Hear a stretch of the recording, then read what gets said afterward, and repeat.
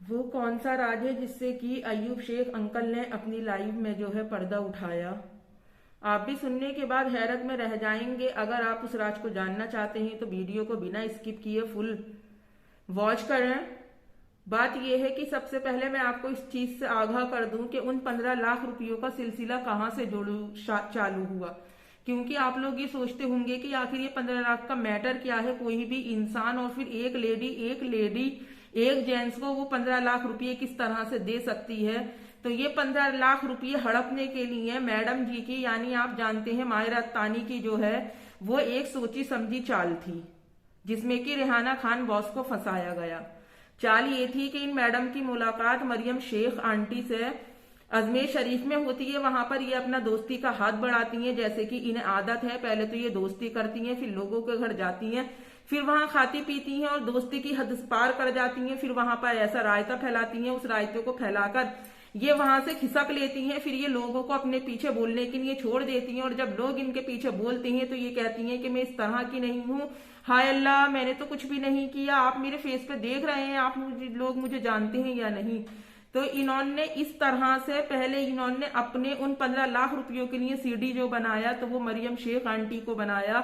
उसके बाद जब इनकी फ्रेंडशिप मरियम शेख आंटी से हो गई तो रफ्ता रफ्ता ये गोल्डन ग्रुप के अंदर घुसी, और वहां पर ही इनकी मुलाकात रेहाना खान बॉस से हुई, जिनको कि इन्होंने अपनी बहुत अच्छी दोस्त बनाया, उनका यकीन जीता, और यकीन जीतने के बाद इन्होंने अपनी डिमांड उनके सामने रखी। इन्होंने उनसे 15 लाख रुपये अपनी जरूरत के लिए मांगे, और उन्होंने इनके ऊपर यकीन करते हुए वो 15 लाख रुपये इनके हाथ में दे दिए। पर वो 15 लाख रुपये इनके हाथ में नहीं आए, ना ही ये खुद लेने के लिए गई, ना ही इनका कोई बेटा लेने के लिए गया। इस 15 लाख रुपयों के लिए इन्होंने किसी और का इस्तेमाल किया। अस्सलामु अलैकुम वरहमतुल्लाहि वबरकातुहू। मैं हूं आपकी मेजबान नाजिश खान, और आप देख रहे हैं आपका अपना चैनल नून रिएक्शन ब्लॉग।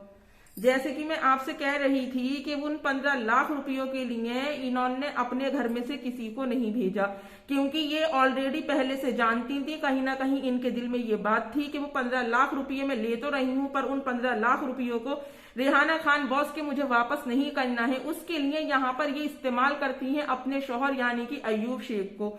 ये अयूब शेख से बोलेंगी कि ऐसे आप रेहाना के घर जाइए और वहां से आप 15 लाख रुपये उठाइए, और फिर ये सामने से फोन करती हैं रेहाना खान बॉस को कि मेरे हस्बैंड पैसे लेने के लिए आ रहे हैं।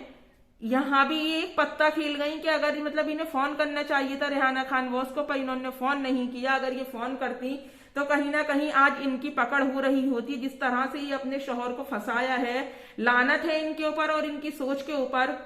जब अयूब शेख अंकल वहां से 15 लाख रुपये ले आए तो वो 15 लाख रुपये इन मैडम जी के हाथ में अयूब शेख अंकल ने दिए।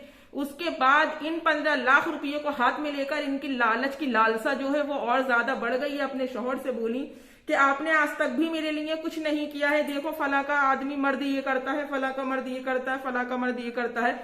उस 15 लाख रुपये जो इन्होंने अयूब शेख के कांधे पर बंदूक रखने के बाद रेहाना खान बॉस से उधार के तौर पर लिए थे, जो उनकी अमानत थी, जो इन्हें हर हालत में वापस करनी थी, उसमें खूब इन्होंने पार्टी की, खूब होटल के खाने खाए, जो पैसे बचे उसका ये अपना गोल्ड बनाकर भेज बैठ गई। कुछ दिन के बाद, मैक्सिमम एक हफ्ते के बाद या फिर 2 हफ्ते के बाद, रेहाना खान बॉस का इनके लिए फोन आता है कि सायरा मेरे पैसे वापस कर दो।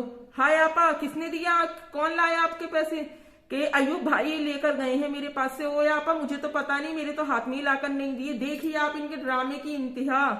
मतलब एक शौहर अपनी बीबी के हाथ में लाकर थोड़ी बहुत नहीं इतनी बड़ी अमाउंट 15 लाख रुपए की देता है, फिर वो बीबी इस तरह के नाटक करती है कि मुझे तो पता ही नहीं। चलिए ये बात भी आपकी सच करार दे दी जाती है कि आपको उन 15 लाख रुपयों के बारे में पता नहीं। जब अयूब शेख अंकल से आपका बिगाड़ खाता हो गया तो आप इस बात को इकरार करती हैं कि वो 15 लाख रुपये बॉस के जो हैं अयूब शेख के पास हैं, और जबकि ये पूरा यूट्यूब जानता है, टिकटॉक भी, और जी यूट्यूब पर भी आप कितना गंद फैलाती थी। जब रेहाना खान बॉस आपसे अपने पैसों का तगादा करती थी तो आप उन्हें कितनी बातें सुनाया करती थी, कितने नाम उनके रखा करती थी आप, और आप इस चीज को सिरे से इनकार करती थी कि मैंने या मेरे हस्बैंड ने रेहाना खान बॉस का कोई पैसा नहीं लिया। जबकि यहाँ पर मैं एक बात क्लियर करती चलूं कि बेशक आपके हस्बैंड हूं, मैं किस औरत पर भरोसा कर रहा हूं, जो औरत आज तक दुनिया में किसी की ना हुई तो वो मेरी कैसे हो जाएगी। ये चैप्टर भी खत्म हुआ। आपने भी इकरार कर लिया कि वो पैसे अय्यूब के पास है, मेरे पास नहीं है। चलिए ये बात भी आपकी एक तरफ हो गई।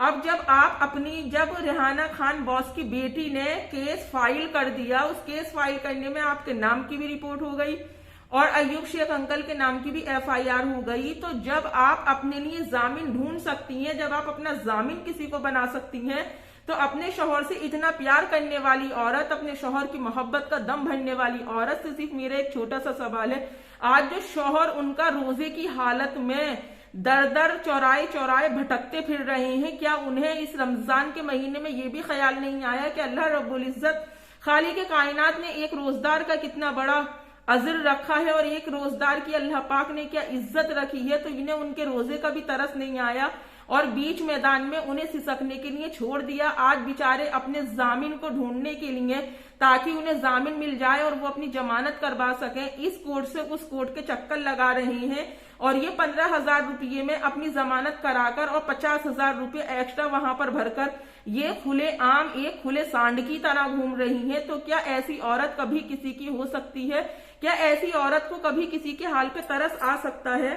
मैं एक सवाल और अपनी पब्लिक से करना चाहती हूँ कि जो मेरी पब्लिक उसे अम्मी जान बोलती है, उसे अम्मी बोलती है, तो फिर जब पब्लिक को अम्मी की जरूरत है तो फिर पब्लिक को पापा की भी तो जरूरत होगी। तो फिर उसके बेटे को पापा जान बोलने में काहे की गैरत है, काहे की शर्म है? जो मेरे भाई बहन उसकी जो है मतलब एक स्टेज उसका बढ़ा रहे हैं, उन लोगों की नजरों में उसकी इमेज अच्छी कर रहे हैं, तो मेरा उनसे एक छोटा सा सवाल है कि जब आपको अम्मी जान की जरूरत है तो कहीं ना कहीं आपको पापा जान की भी तो जरूरत होगी। तो फिर अगर आप उसके बेटे को पापा जान बोल देंगे तो कोई हर्ज की बात नहीं है।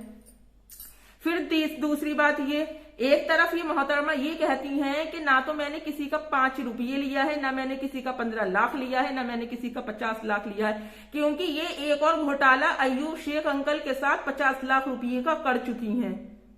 और फिर इन्हें इस बात की भी हया शर्म नहीं आ रही, रत्ती बराबर इनके अंदर गैरत नहीं रही, ये किस तरह की हो चुकी हैं, ये बिल्कुल भूल गई इस्लाम ने में शौहर के क्या हुकूक रब्बे कायनात ने बनाए हैं, क्या मर्तबा शौहर का रखा है, तो ये बिल्कुल भूल गई। और ये जिस तरह की जीन्स और ये फटी जीन्स और टी शर्ट पहनकर अपने जिस्म को नंगा करके ये कैमरे के आगे आती हैं, पीछे पीछे इनका वो ब्रोकर बेटा इनकी वीडियो शूट करता रहता है, तो क्या इन्हें ये चीज जायज है? और जो लोग हमें गलत कह रहे हैं, जो लोग हमारे ऊपर सवाल उठा रहे हैं, जिन्हें हमारे हिजाब कासिम सत्तानी का नाम अपने नाम से नहीं हटा रही, तो जाहिर है लोग उस अजीम शख्स को भी देखना चाहेंगे जिसकी बीबी निगाह में किसी और के है पर सरनेम आज भी अपने पहले हस्बैंड का यूज करती है। तो पब्लिक को हक बनता है इस बात का, जब पब्लिक आपकी फैमिली है और पब्लिक आपको इतना सपोर्ट कर रही है, पब्लिक ने आपको 0 से लेके आपको कहां पहुंचा दिया, 1 से लेके पब्लिक ने आपको कितनी सीढ़ियां पार करवा दी, तो फिर आप इस बात को क्यों भूल रही हैं? आपको पब्लिक की बातों का जवाब देना चाहिए, क्योंकि YT पर कदम रखने के बाद पब्लिक के ही दम से हम सब कुछ है। अगर पब्लिक है हमारी तो हमारे पास सब कुछ है, और अगर पब्लिक हमारे खिलाफ है तो हमारे पास कुछ भी नहीं है। तो मैं अपनी उस पब्लिक से ही सवाल करना चाहूंगी कि कभी आपके दिल में उस अजीम शख्स की पिक देखने का ख्याल नहीं आता? क्या कभी आपका इनसे सवाल करने का मन नहीं करता? देखिए, बिना सोचे समझे यकीन करने वाला इंसान बेवकूफ होता है, और मेरी नजर में जो इनके ऊपर यकीन कर रहा है वो बेवकूफ ही है। और ये दूसरे लोगों के ऊपर सवाल करती हैं। आजकल तो ये अय्यूब शेख के नाम से TRP बटोर रही हैं, मतलब वही है कि काना भाई नहीं और काने बिना चैन भी नहीं है। तो इन्हें अय्यूब अंकल के रंग से भी बहुत ज्यादा प्रॉब्लम होती थी। एक तरफ ये अपने शौहर को ऑटो चोर, रिक्शा चोर, शराबी के मैंने शराब छुड़वा दी, मैंने जुआ छुड़वा दिया, मैडम उनको एक अच्छा इंसान बना दिया, आपकी बात बड़ी करते हैं हम, तो फिर उस अच्छे इंसान पर तरस खाइए। ऐसा ना हो वो अपनी परेशानियों को देखते हुए कुछ गलत काम कर ले, तो बेहतर है आप उनके लिए जामिन का इंतजाम करें और उनकी जमानत करवाएं। और जो भी मेरे भाई बहन मेरी इस वीडियो को देख रहे हैं वो प्लीज अय्यूब शेख अंकल के लिए जरूर दुआ करें, एक रोजगार के लिए जरूर दुआ करें। आजकल वो बहुत ज्यादा तकलीफ में है, बहुत ज्यादा परेशानी में है, और जो लोग उनका साथ दे रहे हैं ये उन्हें भी ताने मार रही हैं। कल की वीडियो में मैं आपको जरूर बताऊंगी कि किस पर ताने कशी कर रही हैं और किस पर ताने मार रही हैं। और फ्रेंड, अगर मेरी वीडियो आपको पसंद आती है तो लाइक करें, और पसंद नहीं आती है तो आप डिसलाइक करें, और चैनल को सब्सक्राइब करना ना भूलें। जिस तरह से आप प्यारे हैं उसी तरह से अपने प्यारे हाथों से चैनल को सब्सक्राइब करके बेल आइकन जरूर प्रेस करें। अगली वीडियो में आपसे फिर मुलाकात होगी, तब तक अपना और अपनों का ढेर सारा ख्याल रखें और मुझे भी अपनी दुआ में याद रखें। अल्लाह हाफिज।